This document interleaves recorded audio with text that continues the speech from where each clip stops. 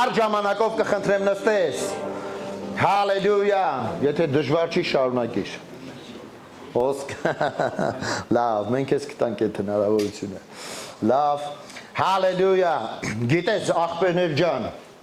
այն ինչ որ ես ուզում եմ խոսեմ, այն ինչ որ իմ սրտում վառվում է, որ ես քեզ փոխանցեմ, վերնագրել եմ հետևյալ կերպ։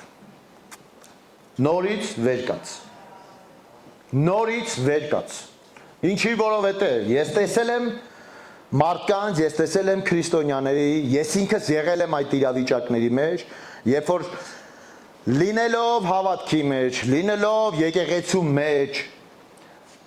եղելապահեր իմ կյանքում, որ ես սայթակել եմ, եղելապահեր իմ կյանքում, որ ես ընկել եմ, եղելապահեր իմ կյանքում, որ ես ուղղակի հասկացել եմ, որ վсё, սա վերջն է, այլ տեղ չկա,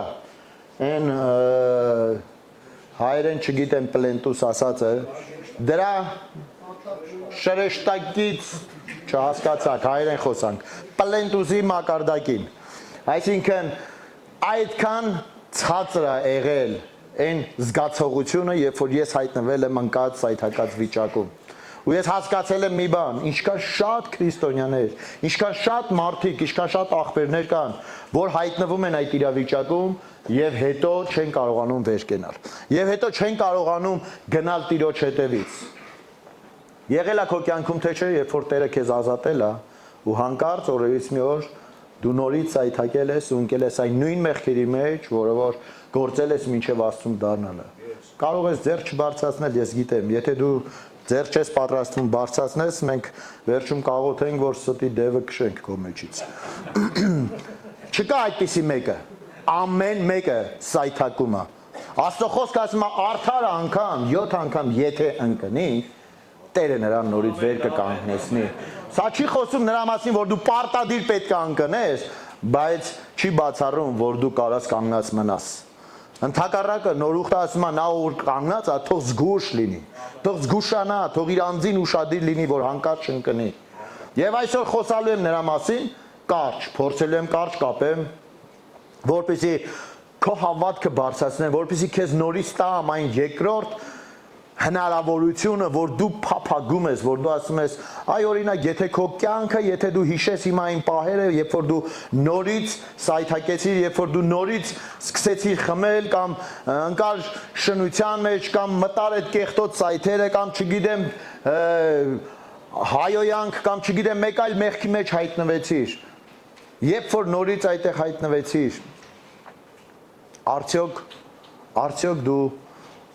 այն դատապարտությունից ազատվել ես, որը որ սատանան փորձում է բերի եւ քեզ ասի, դու այլևս ներում չունես, դու այլևս չես փոխվի, դու տենց էլ մարդ չդառար, քո նմանները ես չգիտեմ, ինչ մյուս։ Գիտես, սատանան ստի հայրն է։ Աստվածաշունչը ասում է, նա ստի հայրն է եւ ամեն բան փորձում է կառուցի ստի վրա։ Եվ եթե մենք, ես կամ դու փորձենք լսել նրան, փորձենք նրա ստերը մեր կյանքում թույլ տալ, որ տեղ ունենա, մենք չենք կարողանա ազատվենք նրա կապանքներից։ Մենք չենք կարողանա քայլել այն ազատության մեջ, որի համար մեր Տեր Հիսուս Քրիստոսը խաչը բարձրացավ։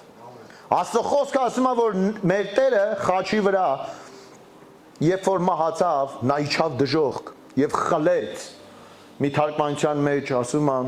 նա ուղղակի խլեց այն դատապարտող փաստաթղթերը, այն դատապարտող բոլոր ձեռագրերը, այն բոլոր գործը մեղադրական, որ քո դեմ կառուցել էր սատանան։ Հիսուսը խաչը բարձրացավ եւ նրա գործը այնքան զորավոր էր, որ մեզ ազատ արձակեց, որ մեր կյանքերը ուղղակի փոխելու համար նա պատրաստ էր իր այն ամենավերջինը, իր արյան վերջի կաթիլը զոհեր, որպեսզի ես ու դու կյանք ունենայինք եւ ավելցուկով ունենայինք, ոչ թե ուղղակի քրքաշ, ոչ թե ուղղակի մի կերպ օրվա հացով սենց աշխատավարձից աշխատավարձ կամ ես չգիտեմ կամ մի մտածենք թե վաղը ինչ ենք հագնելու կամ ինչ ենք ուտելու, այլ Հիսուսը խաչը բարձրացավ, որպեսզի մեր կյանքերը փոխվի եւ մենք ունենանք ավելցուկով կյանք։ Հալելույա։ Պետրոսի թուղթը ասում է, որ նա մեզ օրհնել է ամեն օրհնություններով օժնել է։ Եփեսացիների թուղթն է խոսում դրա մասին, որ մենք ամեն բան ունենք, որ մենք նստած ենք հոր աջ կողմում Քրիստոսի մեջ։ Գիտես, երբ որ մենք չենք հասկանում ինչ արել Քրիստոսը մեզ համար, մեզ շատ հեշտ է խաբել։ Սատանային հեշտ է խաբել այն մարդուն, այն հավատացյալին կամ այն քրիստոնյային, ով չգիտի ճշմարտությունը, ում արմատներ Աստծո խոսքի մեջ խորացած չեն։ Սատերից մեկը, որ սատանան կարողացել է ուղղակի այս ժամանակների մեջ հասցնի եկեղեցու մարդկանց քրիստոնյաների կյանքում, որ խորանալ պետք չի։ Խորանալ պետք չի, գնում ես եկեղեցի լավ է, խմբակ գնում ես լավ է, աղոթքի մասնակցում ես հերիք է, այդքանով բավարարվի, բրծի, այն կողքինը այդքանն էլ չի անում, հələ նայի, ու վсё այսքանով բավարարվի։ Հա, հələ էլ չասեմ, որ դու 10-րդ ու զոհել ես տալիս։ Դու вообще VIP, մենք երկնքում են առաջի շարքերի մեջ կլինես նստած ցեղանի գլուխներին։ Հիմա խնդրում եմ քեզ ուշադիր լինես։ Ինչի, որովհետև այն իրավիճակը, ինչի մեջով որ դու հիմա անցնում ես, դու կարող ես ինքդ քննել քո կյանքը։ Այն իրավիճակը, ինչի մեջով որ դու անցնում ես, այդ ամենի մեջ Աստված մեղավոր չի։ Աստվածաշունչը ասում է ձեզանից ինչ որ մեկը, եթե փորձվում է չար բանով, թող իր մտքի ծայրով անգամ չմտածի ու չանցկացնի, թույլ չտաս այդ միտքը, որ Աստված է քեզ փորձում։ Ամեն մեկս փորձվում ենք մեր իսկ սեփական ցանկություններից հրապուրված լինելով։ Սրա մասին Հակոբոսի թուղթն է խոսում։ Մենք ենք թույլ տալիս Մատթեոսի 18-րդ գլուխը ասում է այն ինչ որ կապես երկնքում, կապված կլինի երկնքում։ Երկրի վրա կապված կլինի երկնքում։ Այն ինչ որ արձակես երկրի վրա, արձակված կլինի երկնքում։ 18 կարդաց կտեսնես։ Իմ թարգմանության մեջ ասում է այն ինչ որ երկրի վրա դու թույլ տաս։ Եթե դու թույլ ես տալիս, որ քո կյանքը լցված լինի ալկոհոլով, թմրանյութերով, եթե դու թույլ ես տալիս, որ քո կյանքը լցված լինի հայրանքներով, եթե դու թույլ ես տալիս, որ քո կյանքը լցված լինի հպարտությունով, էգոիզմով, մեղավոր տարբեր բաներով, երկինքը դրա հետ ոչինչ չի կարող անի։ Ասում է դու ես թույլ տվողը։ Այն ինչ որ թույլ ես տալիս երկրի վրա, դու երկինքը միաբանվում է քո հետ։ Երկինք ասում է ես չեմ կարող։ Ես ուզում եմ բարիք ուղարկեմ, ես ուզում եմ օրհնություն ուղարկեմ, ես ուզում եմ այնպիսի խորհուրդներ ունեմ, այնպիսի ցանկություններ ունեմ իմ աղբոր կյանքի, այս եղբոր, այն քրոջ, այն ընտանիքի մեջ, բայց նրանք երկրի վրա, նրանց է տրված երկիրը, երկինքների երկինքը Աստծունն է, բայց երկիրը տվեց Աստված մարդկանց որդիներին։ Ու ասում է, եթե երկրի վրա դու թույլ ես տալիս, որ դա քո կյանքի մեջ լինի, երկինքը չի կարող ոչինչ անել, որտեղ դու ես որոշում կայացնող այստեղ, դու ես այստեղ որոշումներ կայացնողը։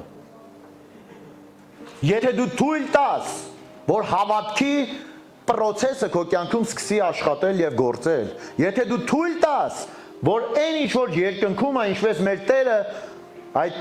մենք կոչում ենք դա տերունական աղոթք, հա? Հայր մեր, որ երկնքում ես, թող քո անունը սուրբ լինի, թող քո թագավորությունը գա այնպես, ինչպես որ երկնքում է, թող այդպես էլ գա երկրի վրա։ Եթե դու թույլ ես տալիս, որ երկինքը գա երկրի վրա, եթե դու թույլ ես տալիս, իսկ երկնքում չկա ալկոհոլ, երկնքում չկա մեղք, երկնքում չկա ատելություն, նախանձ, բամբասանք, երկնքում չկա բաժանություններ, երկնքում չկա աղբեր աղբոր դեմ, հետևից խփի, երկնքում չկա, որ մեկը մեկին նախանձի, երկնքում չկա, որ ինչ-որ մեկ ուղղակի ատի իր կողքինին, երկնքում չկա, ինչ-որ մեկ ասի, ես ավելի լավն եմ, քան թե ես կողքինս, երկնքում չկա, երբ որ ես տեսնում, ինչ-որ մեկը տեսնի իր կողքինին, կարիքի մեջ և իր ձեռքի մեջ ունենա զորություն և դա չգործի, չգործադնի, երկնքում չկա այդպիսի բաներ։ Եթե մենք սովորենք հասկանալ ինչ է երկինքը իրանից ներկայացնում, մենք թույլ կտանք, որ դա գա մեր կյանքերի մեջ։ Մենք կլինենք այստեղ երկրի վրա այն մարդիկ, այն դեսպանները, որ երկինքը ուղարկել է։ Երկիր ցույց տալու ճշմարիտ քրիստոնեությունը։ Մենք ունենք խոստմունք այստեղ Հայաստանում, երկրի վրա։ Հովիվ Արտուրը մարգարեական մի անգամ աղոթքի մեջ ասում էր, որ մարդիկ կգան ժամանակներ, որ Հայաստան կգան մարդիկ, որպեսզի մարդ տեսնեն, որպեսզի Աստծո մարդ տեսնեն ինչպիսին է ճշմարիտ քրիստոնյան։ Գիտես, եթե դու չսովորես պատկերացնել, չսովորես տեսնել երկինքը ինչպիսին է, դու չես կարող դա բերել երկրի վրա։ Դու չես կարող թույլ տալ, որ դա լինի։ Մատթեոս 18-րդ գլուխ ասում է, այն ինչ որ կապես կամ այն ինչ որ արգելես, թույլ չտաս երկրի վրա, երկինքն էլ թույլ չի տա։ Այն ինչ որ թույլ տաս, երկինքը նույնպես թույլ կտա։ Ես ուզում եմ խոսել մի փոքր սրա մասին։ Ինչպես պետքա թույլ տաս։ Ինչպես պետքա թույլ տաս։ Սաղմոսներում Աստվածաշունչ ասում է. լայն բացարա բերանդ եւ ես պիտի լցնեմ այն։ Բերանդ լայն բացարա եւ ես կլցնեմ այն։ Ես եմ այն Աստված, որ քեզ հանեցի Եգիպտոսի երկրից, այնպես որ բացիր բերանդ։ Մի թարգմանության մեջ ասում է ինչքան կարող ես լայն բացի, որ ես լցնեմ քո բերանի մեջ իմ խոսքերը, իմ խոստումները։ Եվ ես կլրացնեմ, կլցնեմ, խոսք կդնեմ քո բերանի մեջ։ Գիտես ինչի մի թարգմանություն էի նայում ու ուզում էի հասկանալ թե լայն բացելը որն է։ Ինչ նկատի ունես, երբ որ ասում ես լայն բացարա բերանը, եւ երբ որ փորձեցի բերանը, այդ բերան բառը հասկանալ թարգմանությունների մեջ, այնտեղ թարգմանություններից մեկը նշանակում էր երկսայրի սուր։ Երկսայրի սուր։ Եբրայեցիների 4:12 խոսք ասում է Աստծո խոսքը երկսայրի սրի պես է, որ նա գալիս ու մտնում է մինչև հոդվածները ներթափանցելով բաժանում է հոգին շնչից։ Դու հասկանում ես, երբ որ Աստված երկինքն ու երկիրը արարում էր, ես պատկերացնում եմ Տերը ինչքան ոգեշնչված էր, ինչքան sense հոգով լցված խոսում էր, թող լինի սա, թող լինի սա, թող լինի սա, թող լինի նա, եւ ինչ որ կար դա կատարվում էր։ Աստծո խոսքը դա երկսայրի սուր է։ Եփեսացիների 6-րդ գլուխն է սովորացնում, որ ճշմարտության գոտին ունեցեք, Աստծո խոսքը որպես սուր ունեցեք։ Գիտեք, երբ որ դու խոսում ես անեծք քո կյանքի վրա, մի սպասիր, որ քո կյանքը կորշնվի։ Երբ որ դու խոսում ես անեծք քո ընտանիքի վրա, մի սպասիր, այնտեղից հնձես ինչ որ հետաքրքիր բաներ։ Երբ որ դու թույլ ես տալիս, որ սատանան, դևերը օգտագործեն քո շուրթերը որևէ կյանքի բնագավառի մեջ, մի սպասիր, որ այնտեղից դու կհնձես բարի պտուղներ։ Ես նորից ուզում եմ քեզ վերադարձնեմ այն պատկերին, ինչի մեջով ես դու անցնում։ Ինչի մեջով ես դու անցնում, խնդրում եմ, եթե դու փորձես քննես քո անձը, եթե դու փորձես վերլուծես քո կյանքը, քո այն ինչի մեջով որ դու անցնում ես, եւ հիշես ինչեր ես խոսացել մինչեւ այդ անապատ տեղերը հայտնվելը, դու կգտնես պատճառներ, թե ինչու ես դու այսօր այնտեղ որտեղ որ կաս։ Կամ ինչ որ մեկը խոսել է քո կյանքի վրա, կամ ինչ որ թուղթուգիր անող, կամ ինչ որ անեց, կամ ինչ որ գնացել ես մի ինչ որ մի բանի մոտ, կամ ինչ որ թույլ ես տվել, որպեսզի մի մեղք քեզի ուղակի այսպես շղթայերներով կապի ու բաց չթողի։ Ես այստեղ եմ այսօր եւ ուզում եմ որ դու նորից սկսես երազել։ Ես այստեղ եմ որ քեզ ասեմ, կա երկրորդ հնարավորություն։ Կա երկրորդ հնարավորություն քո համար։ Միգուցե ասում ես, հեշտ ես խոսում, ձենը տակ տեղից է դուրս գալիս։ Որ տանեմ քեզ իմ տակ տեղերը, հաստատ կմրսես։ Կներեք, որ սենց եմ ասում։ Ձենս տակ տեղից չի դուրս գալիս։ Ձենս ուղղակի դուրս է գալիս այն պատճառով այսպես, որովհետև ես ինձ պարտավորեցնում եմ, ես ինձ ստիպում եմ, ես իմ մարմինը խաչում եմ, որպեսզի կարողանամ խոսեմ եւ կարողանամ մտածեմ համաձայն ոչ թե նրա ինչ որ իմ կյանքի մեջ կատարվել է կամ կատարվում է, այլ համաձայն նրա թե ինչա երկնքում կատարվում։ Ես կանչված չեմ։ Իհարկե իմ կյանքում կան իրավիճակներ, որոնք որ հրաշքի կարիք ունեն։ Իմ կյանքում կան իրավիճակներ, որ ես պետքա փոխվեմ ինքս անձամբ։ Բայց ես ձգտում եմ հետևել, հետինը մոռանալով գնալ առաջ, Քրիստոսի պատկերին եմ ուզում կերպարանակից լինեմ։ Երբ որ ես նայում եմ իմ հավատքի զորագլխին Հիսուսին, ես գիտեմ, որ նա իր կյանքում ունենում էր խնդիրներ։ Հիսուսը խնդիրներ էր ունենում։ Հիսուսին մարդիկ էին գալիս, որ ֆինանսավոր էին։ Աստծո ասում, Շուշաննան էր նրան ֆինանսավորում, տարբեր մեծամեծների հայտնի մարդկանց կանայք եւ այլն, Աստվածաշունչն է խոսում, այսինքն նրա ծառայությունը ինչ որ հարցերի կամ ինչ որ բաների կարիք ուներ, խնդիրների կարիք կար, որ պետքա լուծվեին, բայց Հիսուսը չէր ընկճված։ Հիսուսը չէր ասում, վայ, բա ինչ ենք անելու։ Ուզում էի թուզ ուտեի, սովածեի, մոտեցա ծառին ու հիմա չկա այդ թուզը։ Կամ այս 5000 հոգի տղամարդուն ո՞նց եմ կերակրելու։ Բա ինչ պիտի անենք, տղերք, հələ մի բան մտածեք։ Նա չէր մտածում այդպես։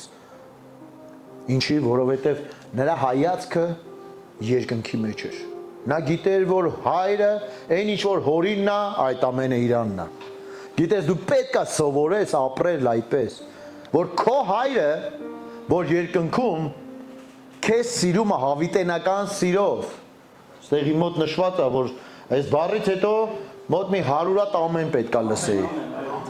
Քո հայրը քեզ սիրում է հավիտենական սիրով։ Նշանակություն չունի դու իրան սիրում ես թե չէ, նա քեզ սիրում է միևնույնն է։ Բայց այնքան լավ կլինի, որ գոնե նրան փորձես սիրել, գոնե նրան փորձես պատվել։ Իսկ խոսքը ասում է, ինձ սիրողը իմ պատվիրաններն է պահում։ Ինձ սիրողը իմ պատվիրաններն է պահում։ Ինձ սիրողը նայ որ իր ակողքինին սովորում է սիրել։ Մենք սովորենք միշտ մեզ, ուրախի կյանքով, միշտ դեպի մեզ, դեպի տուն։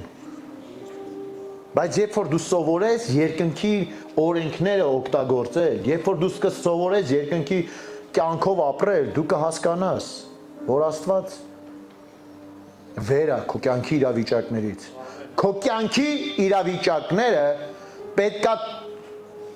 քեզ չիջեցնեն քո հոգևոր մակարդակը։ Պետքա չթելադրեն քեզ, որ դու սկսես ապրել ուրիշ չափանիշներով։ Իմ կյանքի իրավիճակները կարող են լինել բազմազան, տարատեսակ, բայց նրանք չեն որոշում իմով լինելը։ Իմով լինելը խոսում է Աստվածաշունչը, թե ով եմ ես նրա մեջ։ Ով եմ ես Քրիստոսի մեջ, ինչպիսին պետքա լինեմ ես։ Եվ եթե ես բռնվեմ այդ խոսքից, եթե ես սովորացնեմ իմ կյանքը եւ ապրեմ իմ կյանքը այնպես, ինչպես որ Քրիստոսի մեջ լինողն է, գիտես իմ կյանքի իրավիճակները ժամանակավոր են։ Դրանք փոխվելու են։ Քո խնդրեմը, որ դու այսօր ունես, դա փոխվելու է։ Դու կասես, ես մի քանի տարի է սպասում եմ դրան։ Փոխվել է, բայց դեպի ավելի վատը։ Միգուցե, որովհետև դու դեռ չես սկսել հոգևոր բաները, հոգևոր այդ պրինցիպները, հոգևոր այդ օրենքները գործադրել։ Քեզ պետք է նորից սկսել հավատալ, քեզ պետք է նորից սկսել երազել, քեզ պետք է նորից քո սպասումները, այն ինչ որ դու սպասել ես եւ հիասթափվել ես միգուցե մի քանի անգամ։ Անկախ նրանից ինչ կյանքի, ծառայության, գործի, բիզնեսի, ընտանիքի, ինչպիսի միջավայրից ես դուրս եկել։ Մի ժամանակ երազում էիր հրաշքների մասին, մի ժամանակ երազում էիր, որ աղոթելու ես ու հրաշքներ լինեն, բժշկություններ լինեն։ Մի ժամանակ երազում էիր, որ դու լինելու ես այն արթնության մարդկանցից, որ այս երկիրը ուղղակի փոխելու է։ Գիտես, դեռ ուշ չի։ Ես ուզում եմ այսօր քո մեջ նորից ու նորից արտնացնել այդ ցանկությունը։ Ես ուզում եմ, որպեսզի այդ չորացած կարծես թե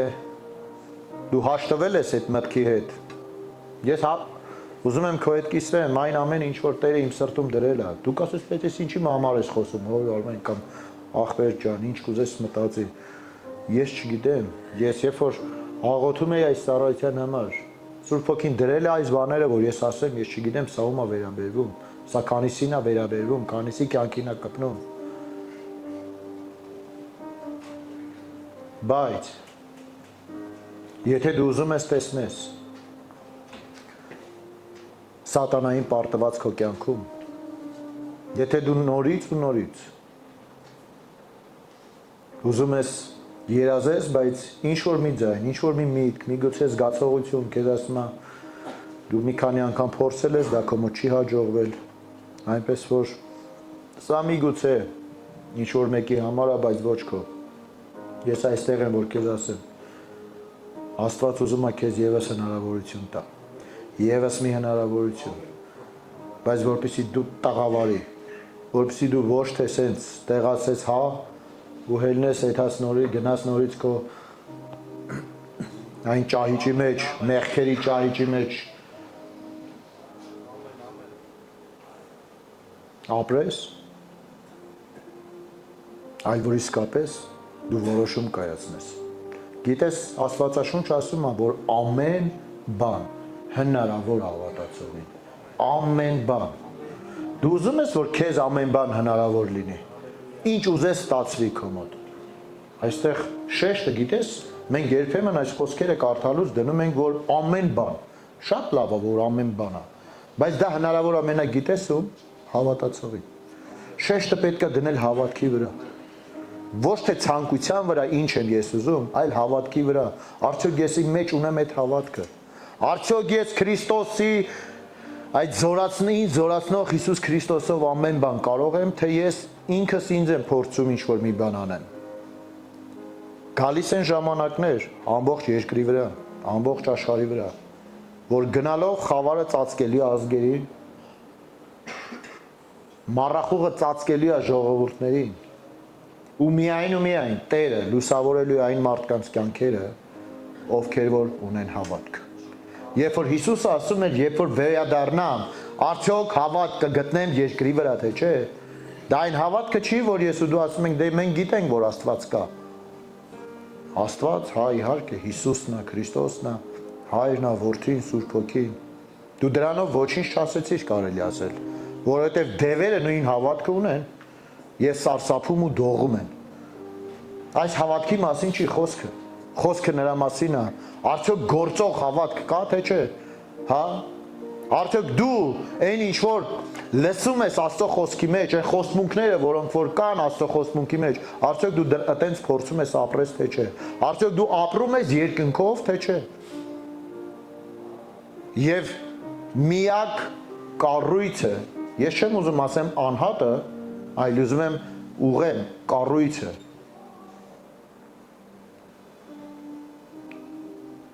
Ինչից որ սատանան վախենում է, դա եկեղեցին է։